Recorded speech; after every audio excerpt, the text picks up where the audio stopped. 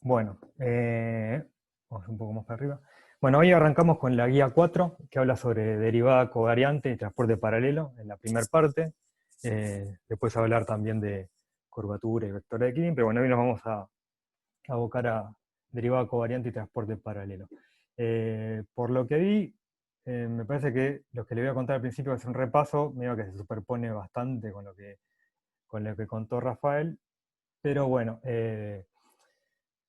quizás les sirva volver a verlo, por ahí tan recientemente no, porque ya en sí, esto yo ya me lo acuerdo, pero eh, como pasa sobre todo en el principio de esta materia, hay mucha tecnología que se va introduciendo, disculpen, hay mucha tecnología que se va introduciendo todo el tiempo, tecnología matemática sobre geometría diferencial, y a veces un poco marea o uno no se acuerda. Entonces, bueno, primero, ¿cuál es la motivación de transporte paralelo y curvatura?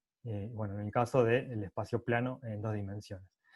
Normalmente uno lo tiene demasiado incorporado, que es transportar paralelamente y mover vectores en R2, por ejemplo. Y uno agarra los vectores y los mueve de un lado para otro, sin hacerse demasiado drama. Pero hay un par de nociones que están metidas en todo esto que hace muy particular al espacio plano. Por ejemplo, si vemos acá, en el caso de R2, un punto P y un punto Q, el vector, este B rojito, es un vector tangente que une P y Q, y bueno, la línea, la integral, la curva integral es una recta. Y el vector tangente se mantiene siempre el mismo. Entonces, el transporte paralelo es simplemente agarrar esta flecha, así como está, y ponerla acá. Y ahí podemos sumar, restar vectores como ya sabemos hacer. Un par de cosas que están metidas en esto es que, por ejemplo, uno lo que hace es transporta paralelamente este vector B con las dos flechitas ahí, es el transportado paralelo, hacia atrás, manteniendo, por ejemplo, el producto interno, el ángulo entre el vector y sigo mismo, constante. O si uno hace un vector cualquiera, lo transporta paralelamente, también mantiene el producto interno, el ángulo entre esos dos vectores se mantiene igual. Otra cosa que pasa es que la línea recta es la línea que extremiza la distancia entre P y Q. O sea, entre acá y acá, obviamente, es la mínima, antes que del otro lado se va a infinito, pero esos dos conceptos están unidos, de curvas autoparalelas y curvas de distancia mínima y autoparalelas. Vamos a ver más adelante también que este concepto para espacios métricos sucede, pero la noción de paralelismo no es algo que se pueda generalizar tan fácilmente a espacios, a geometrías con curvatura.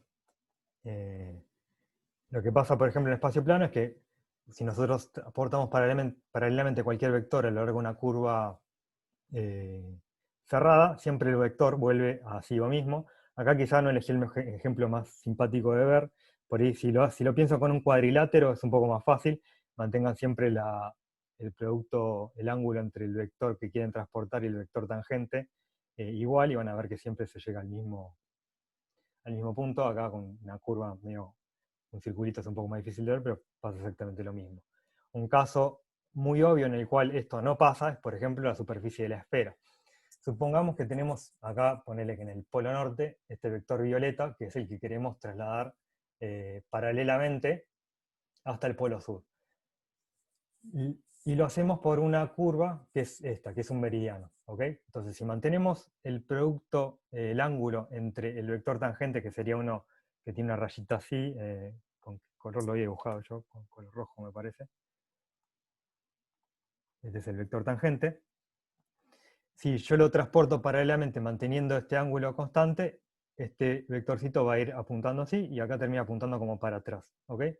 Ahora, si yo elijo otro camino distinto, por ejemplo, agarro otro meridiano que pasa por acá, en el cual en principio forman acá otro ángulo, supongamos que un ángulo recto, entre la curva esta celestita y el vector que quiero transportar, el vector tangente en este caso apunta para allá.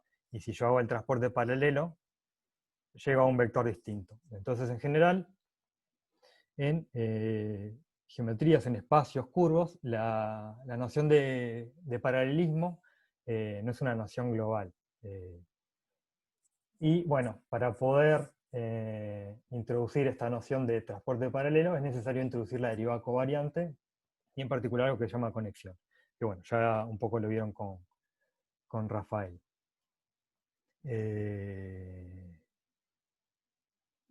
Quiero decir,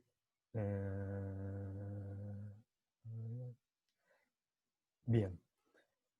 Ahora les hago un brevísimo repaso sobre las derivadas que vimos hasta ahora. Vimos, por un lado, primero la derivada exterior, que era una derivada que actuaba únicamente sobre formas diferenciales. Me agarré una forma, una P forma, y me da una P más un forma. Y bueno, alguna de las limitaciones que tenía esto era que bueno, actuaba sobre el mismo espacio tangente y solamente actuaba sobre formas, es decir, tensores covariantes completamente antisimétricos. Nosotros en particular algo que queríamos hacer era poder comparar vectores en distintos puntos de una variedad, es decir, que pertenecen a espacios tangentes distintos. Entonces, hace poco introdujimos la derivada de Lie, que la derivada de Lie sí nos permitía hacer eso, que era comparar, de alguna manera, vectores de espacios tangentes distintos, ¿ok? Y bueno, acá hay algunos recordatorios de cómo actuaba la derivada de Lie sobre, por ejemplo, funciones escalares, vectores, formas, bla, bla, bla, bla. Algunas de las limitaciones que tiene es que la derivada de Lie no depende únicamente de la dirección en la que queremos derivar, sino que, por ejemplo, o sea, tenemos acá un término que actúa como derivada direccional, que es el concepto que estamos interesados en generalizar a espacios curvos, pero también me aparece la derivada del vector respecto al cual estoy tomando la derivada, y esto no nos gusta. Además también quisiésemos que lo único que importase fuese la curva respecto a la cual uno está haciendo el transporte paralelo y quiere hacer la comparación de dos vectores. Pero para la derivada de Lie uno necesitaba, ya sea, no sé, una congruencia de curvas tangentes o una familia uniparamétrica de isomorfismo, depende de cómo lo vean, pero bueno, requiere un poco más de información en un entorno del punto donde vamos a tomar la derivada, y no es lo que queremos generalizar. Entonces, una particularidad de las dos derivadas que vimos hasta ahora, la derivada exterior y la derivada de Lie, es que no requieren nada nuevo. Uno introduce, si se quiere, alguna tecnología nueva como la derivada exterior o lo que sea, pero no hay algo intrínsecamente nuevo, una estructura nueva, un objeto nuevo. Simplemente hay tensores, vectores, formas, lo que sea, derivadas, que ya sabemos derivar, pero no hay ninguna cosa nueva. Entonces, bueno, ahora tenemos que ver, bueno, si queremos generalizar el concepto de derivada direccional y de transporte paralelo para poder comparar dos vectores, vamos a necesitar introducir algo nuevo. En este caso es la conexión. Entonces, ¿cómo construimos la derivada covariante? Bueno, lo que hacemos es, si tenemos un campo vectorial U, y bueno, estamos pensando en que lo vamos a evaluar en un punto P de la variedad, el operador diferencial, nabla sub U, es un operador diferencial que lo que hace es mapearme un vector B a otro vector que tiene esta forma, lo notamos como nabla sub U de B, y que cumple las siguientes propiedades.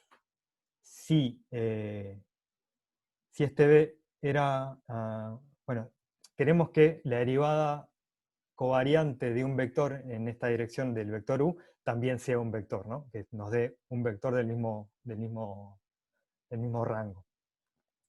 Y bueno, algunas propiedades que le vamos a pedir es que sea un tensor en el argumento U, es decir, que sea lineal. Si yo tengo dos funciones arbitrarias f y h, y campos vectoriales U y W, lo que le vamos a pedir es que la derivada covariante de B respecto a esto que está acá sea lineal en este argumento, es decir, la función sale para afuera y me queda el U, y la función esta otra sale para afuera y también me queda el H, y es como la derivada de cada uno de los vectores, respecto a cada uno de los vectores.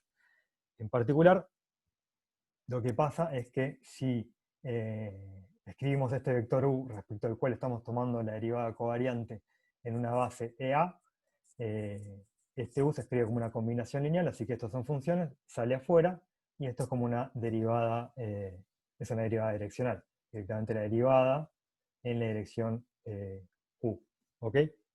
Una notación que a veces van a encontrar es que también en vez de notar todo este coso nabla sub vector, le dejan simple, cuando es la base, le dejan simplemente el coso a, pero bueno, voy a tratar en toda esta clase mantener esto para hacerlo más patente que es lo que estamos haciendo. ¿Ok? Otra cosa que le vamos a pedir a la derivada covariante es que sea lineal en este vector, en esta entrada B. ¿Ok?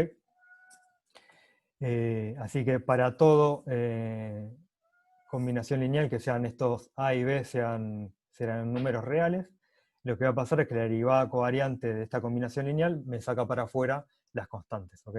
No hacen nada las constantes. Y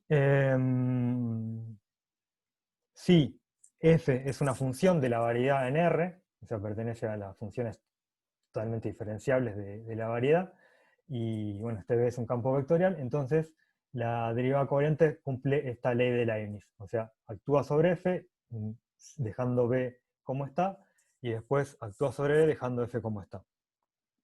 Y también lo que le vamos a pedir es que en el caso de que actúe simplemente sobre una función escalar, que sería una cero forma, pedimos que coincida con la noción de derivada direccional del cálculo de siempre sobre funciones. ¿Ok? Entonces, también acá, esto, si no me equivoco, ya lo vieron con Rafael. Bueno, hacemos un repaso rápido. Veamos más explícitamente qué es esto en componentes. Bueno, en componentes, si desarrollamos los dos vectores en una base EA, no necesariamente coordenada, puede ser una base anolonoma, escribimos esto como una combinación lineal, usamos la propiedad de 1, que quiere decir que la derivada covariante es lineal en este argumento, entonces salen las funciones u acá adelante, y nos queda la derivada covariante respecto al elemento de la base. Después derivamos de vuelta, expandimos nuevamente también el vector B en la misma base. Acá me faltó un B.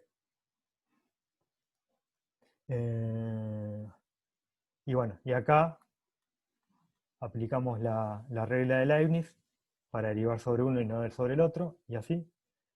Esto me falta también un corchete acá. Entonces actúa sobre la componente, deja el elemento de la base sin actuar, no actúa sobre la componente y actúa sobre el elemento de la base. Y acá lo que vamos a decir, lo que vamos a querer es, bueno, que esto sea simplemente actuar con el elemento de la base sobre la función, porque esto es una función, así que simplemente tiene que ser una derivada, como una derivada parcial. Fíjense que estamos reemplazando esto por esto que está acá. ¿Okay? Y en el caso de que la base sea coordenada, esta es simplemente una derivada parcial, que es lo que queríamos. Y acá va a aparecer el nuevo objeto, tenemos que definir esto, esta nueva cosa que está acá, que es la derivada covariante de un elemento de la base respecto a otro. Esto es lo que se va a llamar la conexión. Este gamma supra C sub BA es la conexión, ¿ok? La conexión afín. La notación de Schutz es que el índice respecto del cual se deriva va segundo abajo y el otro va primero. Hay algunos autores que lo ponen al revés. Al final de cuentas, mucho no va a importar porque en relatividad general, que es el objetivo de esta materia, la conexión va a ser simétrica. Así que qué convención usemos, al final del día, cuando fijemos que la conexión sea simétrica, eso no nos va a importar. Pero bueno, se los menciono. Solamente para que lo sepan, calculo que Rafael también lo habrá mencionado. Entonces de acá a acá pasamos haciendo simplemente una reescritura de índices mudos. Fíjense que los índices mudos acá son en particular B y A, así que si esto lo llamo C, puedo sacar el E sub C afuera, y me queda esta expresión en términos de cuáles son las componentes de la derivada covariante de B respecto de la dirección U. ¿Ok? Entonces, en una base anolonoma, nos queda simplemente esto, que es básicamente olvidarse del del elemento de la base. ¿Ok? Y si pasamos una base coordenada, entonces este elemento se convierte simplemente en la derivada parcial. Acá cambiamos todos los a, b por lambdas, letras griegas. Y esta es la conexión. Y también es interesante notar que toda esta cosa que está acá son como las componentes de un tensor 1 a 1. ¿Está bien? Pues fíjate, acá estamos contrayendo. Acá tengo un índice mal. Esto es un lambda, esto está mal. Perdonen, esto es nu. Derivo respecto a lambda, se dice mu. Ok, esto estaba mal, disculpen. Están mal los índices. Entonces todo esto tiene que ser un tensor. Si lo estoy contrayendo con un vector para que me dé específicamente un vector, entonces esto es un tensor 1, 1. Entonces se puede ver que este simbolito, en el cual me estoy olvidando de la dirección respecto a la cual estoy derivando, es un tensor 1 a 1, que en una base general, analónoma en principio, se escribe de esta manera. Estas son las componentes, y esta es la base en la cual está escrita, que es el producto tensorial de la base de unoformas y la base de vectores, como cualquier tensor 1 a 1. ¿Ok? Las componentes se van a escribir de esta manera, donde estamos usando, acá se introduce la notación del punto y coma. Esto por comparación, por analogía con la notación de derivadas covariantes, en las cuales vamos a escribirlo, ¿no? A ver, una notación posible para las derivadas parciales es una coma. Entonces, para distinguirlo de la derivada parcial, notamos las derivas covariantes con punto y coma. Y bueno, pasando esta expresión de acá a una base coordenada, llegamos a esto que está acá. Otra notación que a veces aparece en algunos libros es, en vez de usar los punto y coma, es usar el mismo simbolito en habla. Quizás sea un poco confuso, pero bueno, se los menciono porque también en varios libros, en el Carroll, por ejemplo, se usa bastante. Yo voy a tratar de ser cuidadoso, pero es probable que se me escape también esta notación porque es la que más uso en general. Y tengan cuidado que este subíndice nu simplemente lo que indica es la componente contravariante, no covariante.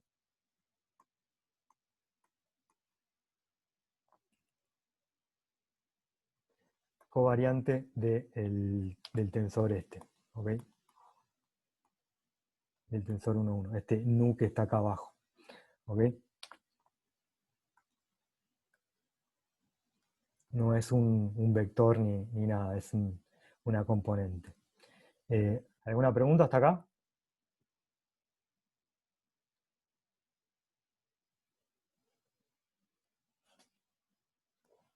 Bueno, parece que no, así que sigo adelante. Bueno, también vieron cómo transforma la conexión, ya a partir mismo de la definición de cuál es la conexión, que es la derivada covariante respecto a un elemento de la base respecto al otro, es esto que está acá. Y fíjense que para aislar justamente la componente esta, simplemente lo que se puede hacer es tomar la contracción respecto a un elemento de la base de unoformas, o el producto interno con esta base, así que esto me colapsa el índice a una delta y me queda esto que está acá.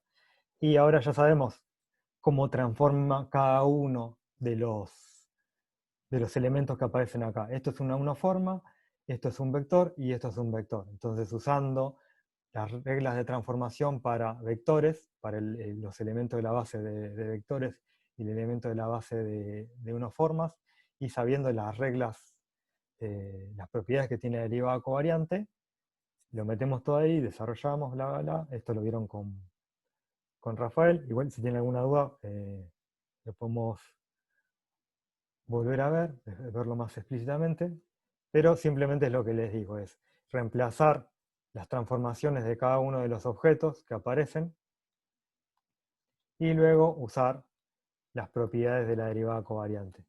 ¿Ok? Y se llega a esta expresión que está acá. Esta es la ley de transformación para la conexión. Como ven, la conexión no es un tensor. La conexión no es un tensor. Fíjense que si fuese un tensor, lo único que tendríamos es esta parte, el primer término, en el cual estamos transformando cada componente de acuerdo a la regla de transformación de tensores, pero nos aparece este término acá, que no es tensorial, ¿ok? Tiene este término que lo hace que no transforme como un tensor. Quizá un poco más obvio es pasarlo a una base coordenada, y se escribe de esta manera. Acá me falta menos.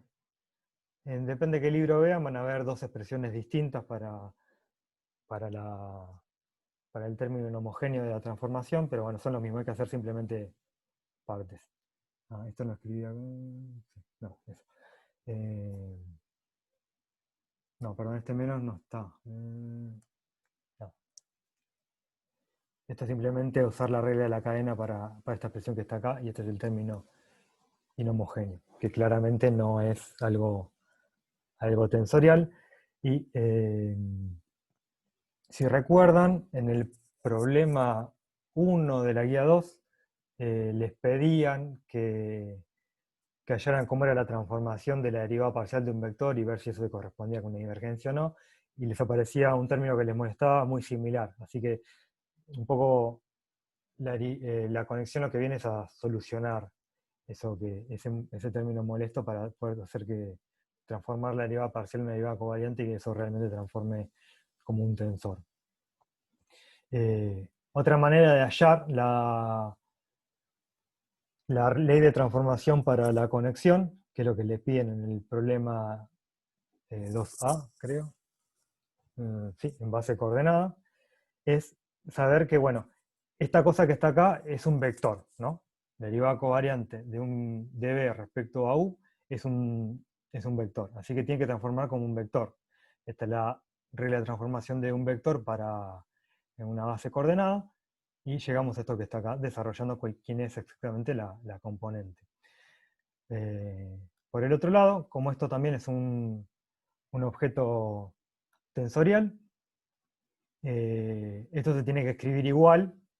Es un objeto geométrico, así que se tiene que escribir igual en cualquier sistema de coordenadas. Entonces, si usamos coordenadas primadas, todo tiene prima, y desarrollamos bien quién es. Ponemos todos los primados y hacemos la transformación de coordenadas de las coordenadas primadas a las no primadas. Y comparando estas dos expresiones, perdón, esto me falta una prima, comparando estas dos expresiones podemos deducir cuál es la ley de transformación para la conexión, que obviamente le va a dar lo mismo que acá. ¿Ok?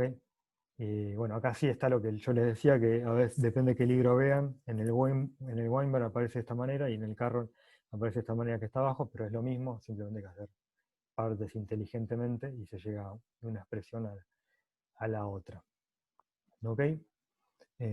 Bueno, hasta acá un repaso, creo que lo que vieron con Rafael. ¿Hay alguna duda?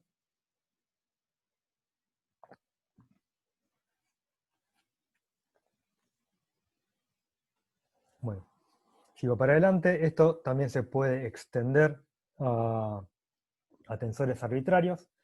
Hay que pedir ciertas cosas a la derivada covariante, pero bueno, sí, con eso se logra extenderlo a un tensor de rango arbitrario, RS. Entonces, si T es un tensor de rango S, RS, lo que se le pide es que la derivada covariante es un tensor de rango RS más 1, que satisfaga la regla de Leibniz ante producto tensorial de cosas. Así que la derivada actuando sobre este producto tensorial de dos tensores S y T, que pueden tener distinto rango, actúa sobre uno y el otro lo deja como está, deja el primero como está y actúa sobre el segundo. También, bueno, esto ya habíamos pedido antes, que en el caso de una función escalar se reduzca a la derivada direccional. Y bueno, en particular, sí, estas extensiones, en particular la regla de Leibniz, y nos permite hallar cuál es la expresión para la derivada covariante de una unoforma. Derivada, para eso, ¿qué tenemos que hacer? Bueno, tenemos que calcular la derivada covariante sobre objetos que nosotros ya sepamos cómo actúa, sobre cómo actúa la derivada covariante. Entonces, en particular, lo que sabemos es cómo actúa la derivada covariante sobre un vector y cómo actúa sobre una función escalar. Entonces, ¿cómo se obtiene una función escalar usando una forma y un vector? Bueno, haciendo la contracción directamente. Entonces, si tomamos la derivada covariante de la contracción de una forma con un vector, de este lado es simplemente la derivada direccional de una función escalar, así que es esto que está acá. Y por el otro lado, usando la regla de Leibniz, actúa sobre un coso, sobre uno de los elementos, y después sobre el otro. Esta parte que está acá hay una coma, esta parte que está acá no la conocemos, es lo que queremos averiguar, pero esta parte sí sabemos cómo actúa, es lo primero que introdujimos, la derivada covariante de un vector respecto a otro. Así que despejamos y vamos a poder hallar, porque sabemos cómo es esto y sabemos cómo es esto que se da. Así que bueno, eligiendo que el vector sea un elemento de la base, nos permite obtener la componente de la derivada covariante de la unoforma. Bueno, así que la unoforma actuando sobre un elemento de la base me da el componente de la unoforma, y esto es una función, es la componente de una unoforma, es una función, así que esto actúa simplemente como el vector, la derivada direccional. Y de este lado hay que desarrollar el U en términos de la base para obtener la definición de la conexión, y nos aparece acá un signo menos, que es distinto a lo que obteníamos antes, con respecto a la derivada covariante de un vector. ¿Okay? Bueno, en base coordenada, esto se lee de esta manera, y podemos ver que esto es un tensor 0,2. Derivada covariante, las componentes de este tensor 0,2 son estas que están acá, y se nota también la derivada covariante con un punto y coma que va al final. En esta estación es el último índice. Los índices de derivada covariante se van agregando hacia la derecha de los tensores. La expresión general para un tensor RS en términos de las componentes es esta que está acá. Si tenemos un tensor de rango R, o sea, tiene R índices contravariantes y S índices covariantes, y tomamos una derivada covariante, las componentes se van a leer de esta manera, hay una derivada parcial, y después distintas contracciones con la conexión. ¿Ok? Acá este índice ρ está sumado, es un índice mudo, y la idea es que estos puntos suspensivos, acá dibujé 4 puntos suspensivos, son 3 puntos suspensivos, va corriendo. O sea, el segundo término acá tiene un mu1, tiene un ρ, y se contrae de vuelta contra este índice ρ, y así. Y los índices covariantes se contrae con el índice de acá arriba de la conexión. ¿Ok? Bueno. Otra cosa que se vio hoy es el tema del transporte paralelo, y que es una autoparalela. Entonces, bueno, la idea es que la conexión y la derivada covariante nos brindan una noción de lo que es transportar paralelamente a lo largo de una curva, que tiene un vector tangente, este vector tangente U, de A de lambda, del parámetro lambda de la curva, y la idea es que la derivada covariante es la diferencia entre el vector transportado paralelamente de vuelta hacia el punto lambda 0 etiqueta el punto P, estamos tomando la derivada covariante en el punto P, que es el punto de lambda 0 en la curva gamma. Así que el vector transportado paralelamente es el vector en el punto O más la derivada covariante con el parámetro, que es lo que nos indica cuánto nos movimos en esa dirección. Y lo que se dice es que un vector se transporta paralelamente a lo largo de una curva cuando la derivada covariante respecto al vector tangente de la curva es cero, ¿ok?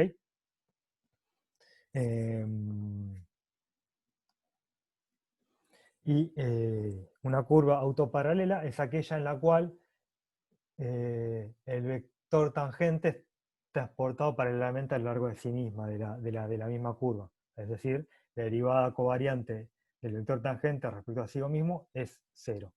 En realidad la expresión más general es que si este es otro vector tangente, W sea proporcional a sí mismo. Vieron con Rafael que es posible hacer una redefinición del parámetro de la curva, de lambda, a otro parámetro mu, por ejemplo, y se llega de acá a acá, ¿ok? Así que en realidad esto es bastante general porque siempre se puede encontrar una reparametrización tal que la condición de la autoparalela se vea de esta manera. ¿Algo más iba a decir?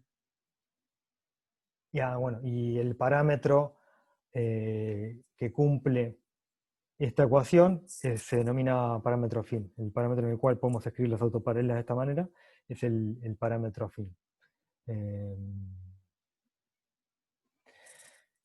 ¿Qué más? Bueno, geodésica. ¿Qué es una geodésica? Bueno, una geodésica es la curva que extrema la distancia entre dos puntos. Para medir distancias se requiere una métrica. Eso lo vamos a ver un poco más adelante.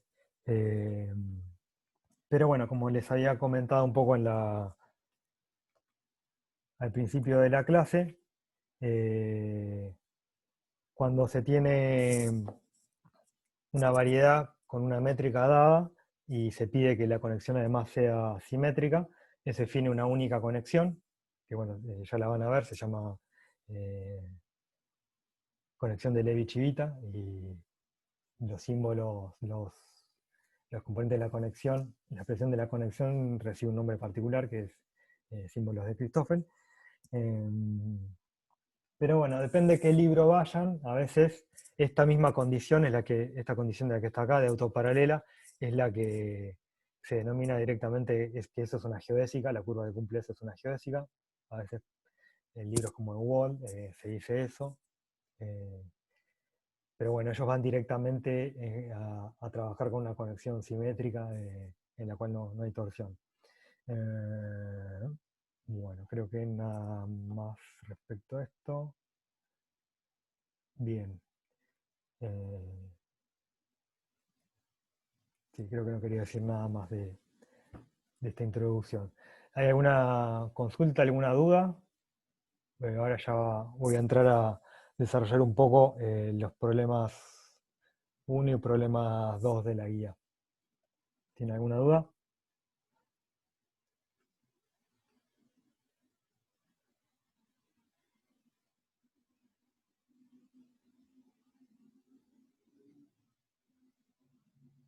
¿Estoy hablando solo?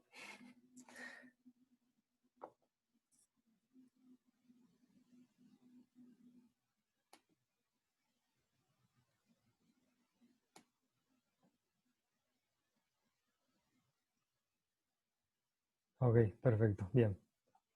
Seguimos para adelante. Perdón. Bueno, entonces vamos al problema 1. En el problema 1, en la parte B, la parte A es básicamente discutir la noción de transporte paralelo en coordenadas cartesianas en el espacio plano. Pero bueno, la idea es que uno define la noción de transporte paralelo en el espacio plano, haciendo que justamente las componentes de la conexión sean cero, es decir, los transportes paralelos de los versores cartesianos a lo largo de sí mismos y de otros son cero, es lo que uno imagina.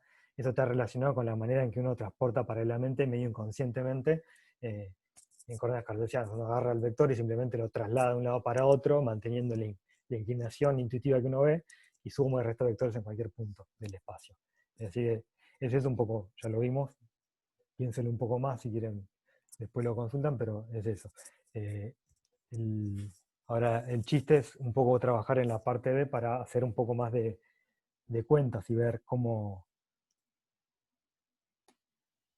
eh, cómo operar con todas estas cosas. Entonces, bueno, nos dicen que tenemos una base de coordenadas, así que la base de coordenadas se puede escribir como derivadas parciales, y nos piden calcular la derivada covariante de un elemento de la base de coordenadas respecto al de la otra en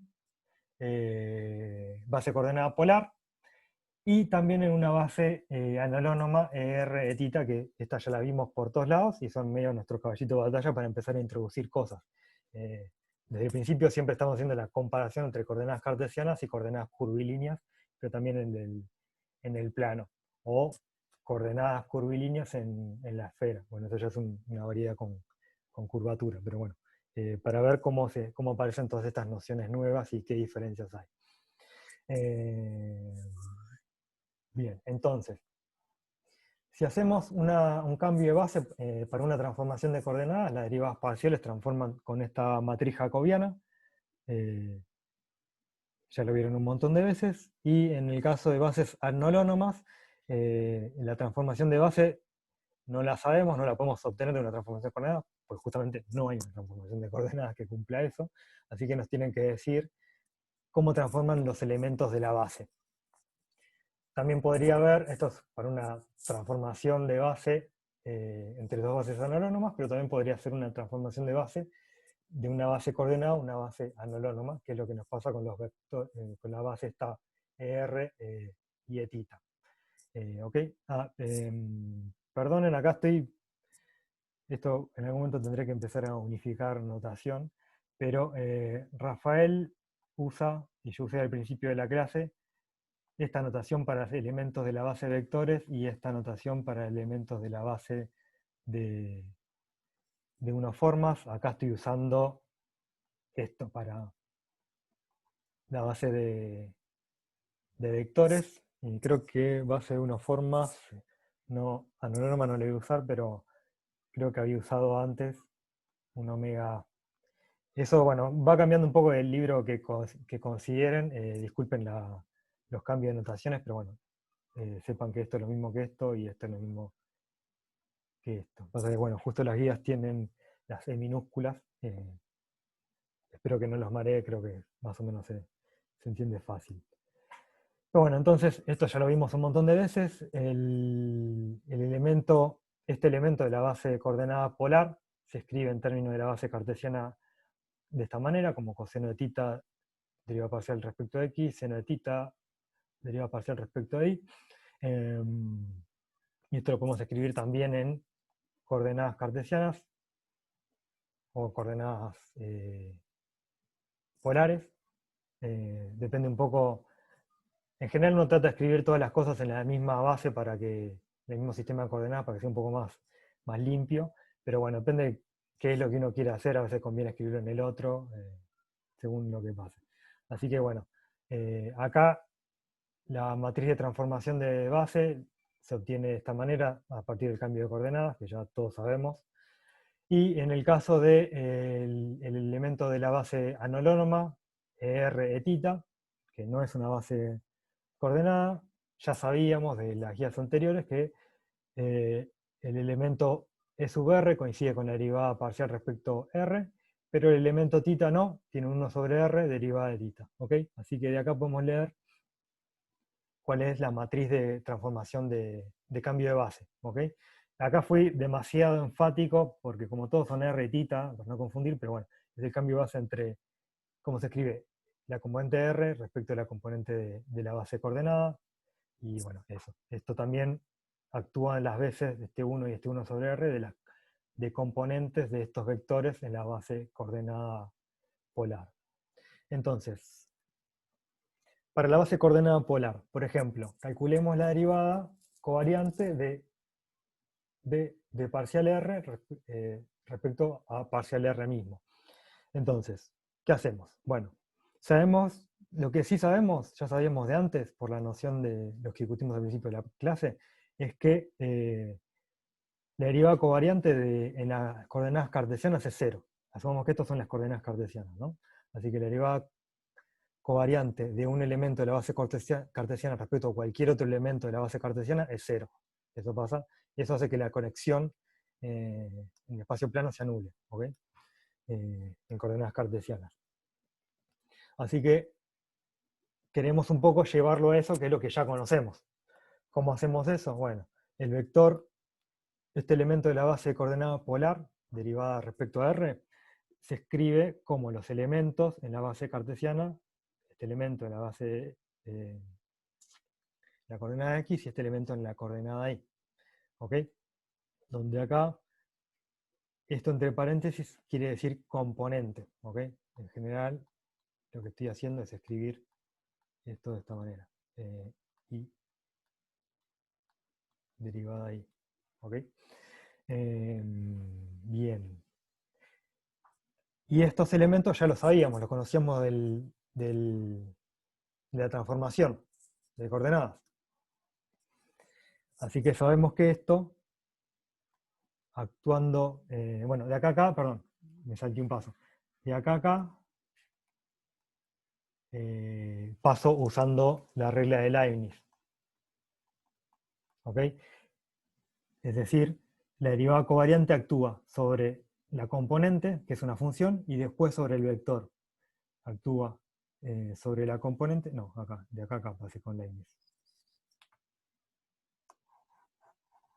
Acá simplemente distribuí, porque es lineal, actúa sobre cada elemento, y de acá a acá sí usé Leibniz.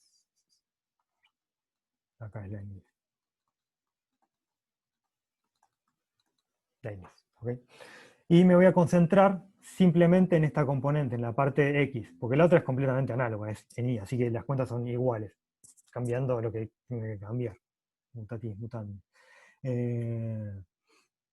Entonces, si desarrollamos este primer término que está acá, y aplicando la regla de Leibniz, actúo primero sobre la función, dejo el segundo elemento, que es un vector sin actuar, después me queda la función sin derivar, y actúo sobre el elemento, sobre el vector, que en este caso es el elemento de la base. Acá, fíjense que la componente X de parcial R es el coseno de tita. Y la derivada covariante, cuando actúa sobre una función, simplemente la derivada parcial.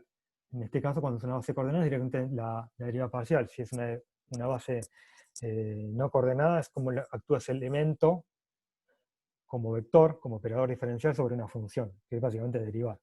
Así que la derivada parcial del coseno de tita es 0, porque el coseno de tita depende solo de tita y no de R, así que esto es 0. Y nos queda ver qué cuernos pasa con esta parte que está acá.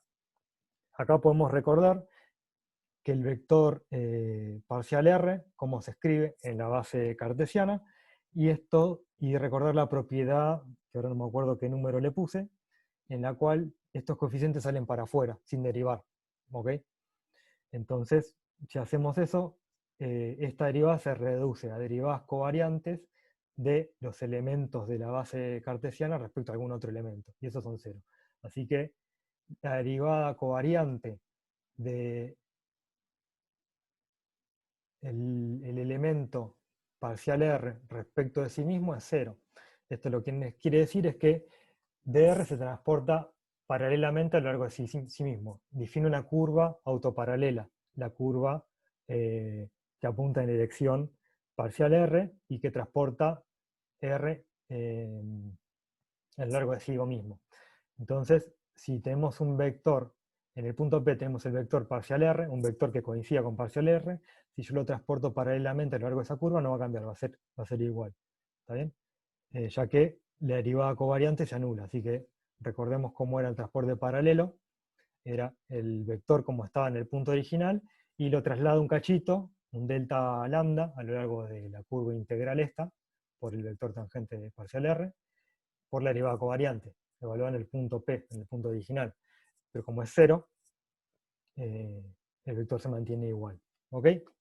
¿Se entendió esto? Bueno, seguimos para adelante. Ahora, si hacemos lo mismo para otro elemento de la base, esto se lo voy a dejar a ustedes, pero la cuenta es exactamente la misma. que hicimos acá arriba. Escriban primero, por ejemplo, el vector que está acá, el vector que se va a derivar en las componentes de la base cartesiana. Actúen con la regla de Leibniz sobre cada uno de los términos, así se convierte en derivadas normales derivadas ordinarias, parciales respecto a las componentes, y después la otra parte les va a pasar algo similar a esto, así que se va a anular. Y van a llegar a que, en este caso, si yo calculo la derivada covariante de el elemento parcial R respecto del elemento parcial θ, no me da 0, me da 1 sobre R parcial θ. Esto lo que nos dice es que si yo agarro un vector en el punto P que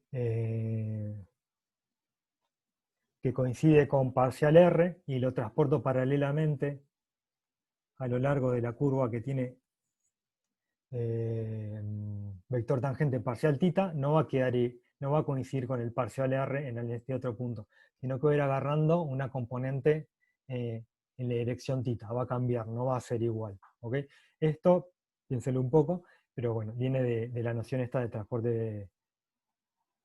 transporte paralelo, que nos dice cómo cambia el vector. ¿Ok? Se hace lo mismo para el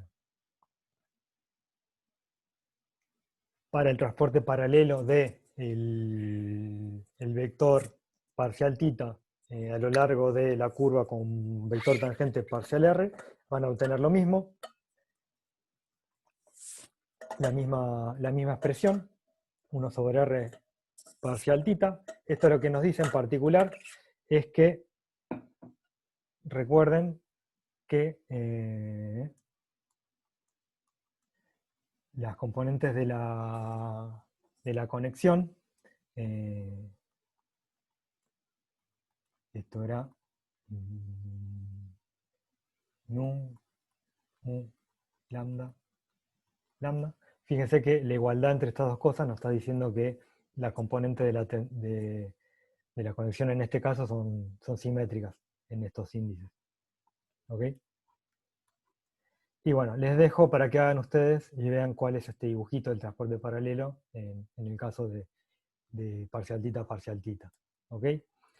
Bien. Tengo una pregunta, Sí, disculpa. decime. ¿No tendría que ser, por lo que vimos más arriba, que de θ no tendría que ser 0? No, ¿por qué? Porque un poco más arriba, cuando vemos que eh, no sé cómo llamar la ecuación, pero Está. es que se cumple que esa. Pero esta, fíjate que es para No, parcial R. Solo para pero parcial más R. arriba aún, cuando pones DXY a DXJ. Un Ah, poco más perdón. Bueno, arriba, perdón. eso. Esto en realidad lo Es escribí. un punto y coma. No. Esto en realidad es solo para las componentes cartesianas. Ah, ok. Perfecto. Perdón, sí, lo escribí mal. Esto es solo para las componentes cartesianas. La conexión, esto es lo que nos dice que la conexión en espacio plano en coordenadas cartesianas es 0. Ahí va. ¿Ok? Perfecto. Los Gracias. vectores cartesianos, en base cartesiana, se transportan paralelamente a lo largo de sus curvas integrales. ¿Está bien? Claro. No cambian. Perdón, esto era solo para los... Sí, lo escribí como si fuese de base coordenada cualquiera, pero no, perdón, me equivoqué. Es solo para la base cartesiana. Y una pregunta más que me quedó un poco claro del dibujito. Sí. En la derivada parcial de θ respecto de R, respecto a D de R, ¿no tendría que ser como al revés? Porque fíjate que en el B paralelo es como más grande. Pues fíjate que lo que pasa es que al vector que tenía original le sumo algo que va como 1 sobre R. O sea, Ok, se le suma, mientras más lejos esté del origen, cuanto crece es más chiquito, pero crece algo. ok, ahí O va, sea, se perfecto. agrega en la componente de la dirección θ. Claro, es lo que sumo, ¿Está bien? perfecto. Le sumo cada vez algo más chiquito mientras más lejos esté. Claro. Gracias. Perfecto. ¿Alguna otra consulta? Bueno, pasamos a la base anolonoma. En el caso de la base anolonoma, bueno, el primer elemento, que es el E sub R, como coincide con la derivada parcial de R, es el mismo resultado que antes, se queda cero. Y fíjense que en el caso cuando hacemos la derivada covariante de E tita respecto de ER, no nos da lo mismo que obteníamos antes, sino que nos va a dar cero. ¿Cómo es esto? Bueno, lo mismo. Una vez que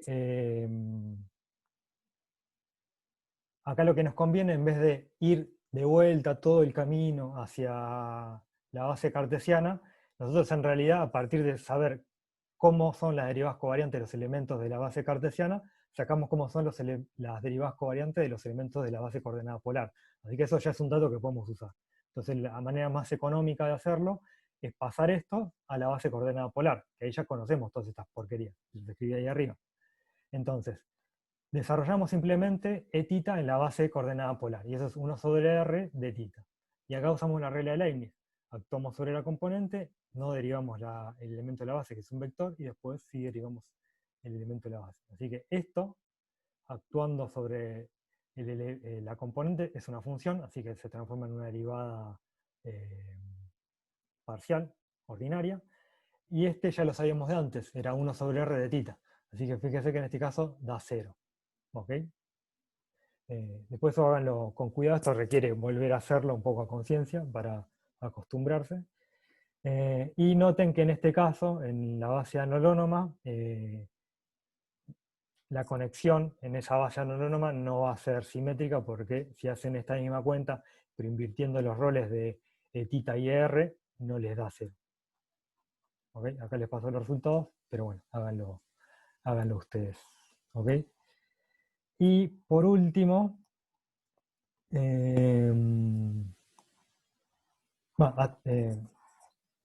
supongo que no hay ninguna pregunta, cualquier cosa párenme en cualquier momento, pero bueno, de lo anterior a esto creo que no hubo demasiado cambio de dificultad.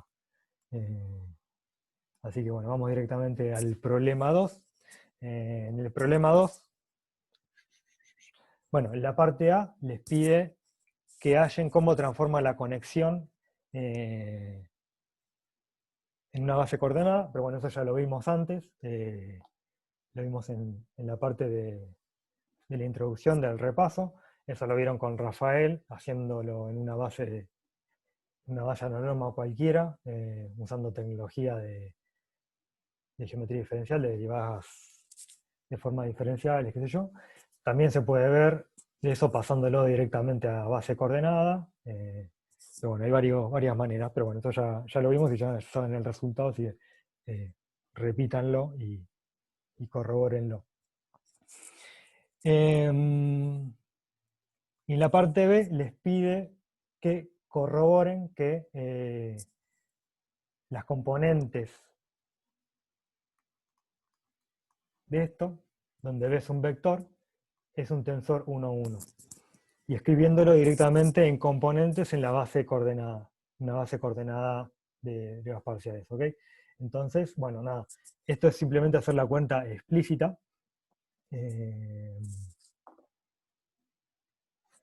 Diciendo, bueno, esto es un tensor, es un objeto geométrico, así que yo sé cómo transformo un tensor 1 a 1, y es con las matrices de transformaciones de coordenadas. En este caso estamos en una base coordenada.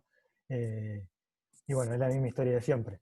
Escribir esto en las dos bases, compararlo y hallar, sabiendo cómo transforma BMU, hallar cómo tiene que transformar la conexión para que todo esto sea un tensor 1 a 1. No, perdón, en este caso era, ya sabiendo cómo transforma la conexión, ver que eso corrige un término inhomogéneo molesto que sale de la derivada parcial de el vector respecto a x nu.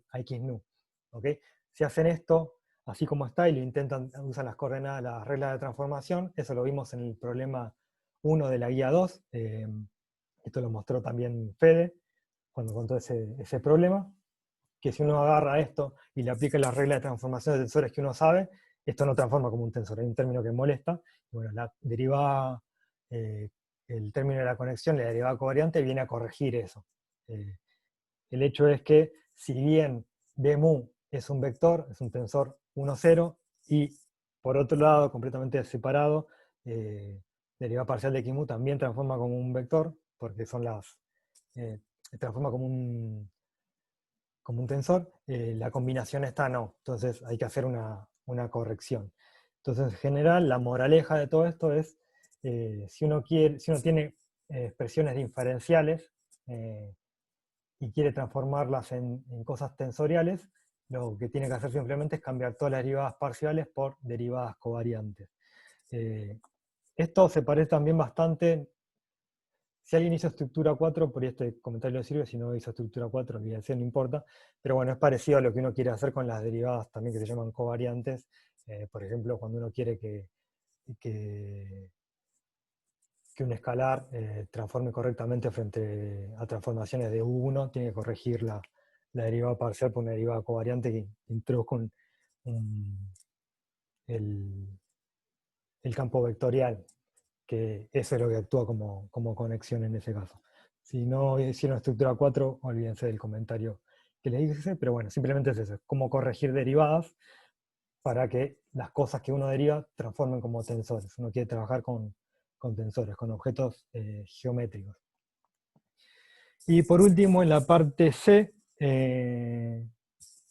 les piden, bueno, hallar cómo es la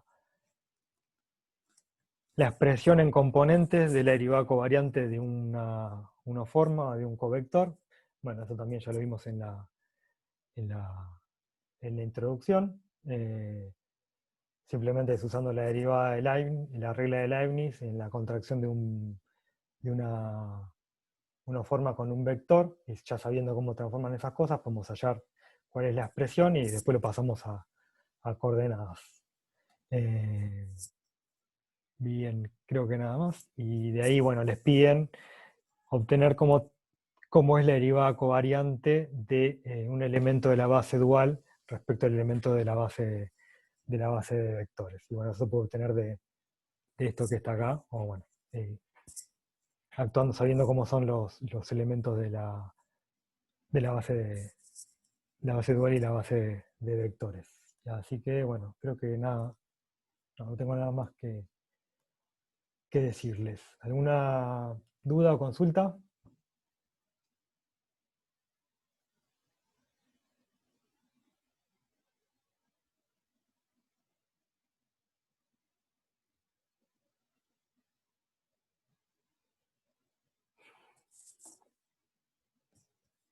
Bueno, bien. Entonces, para grabar, y si hay consultas, las seguimos ahí.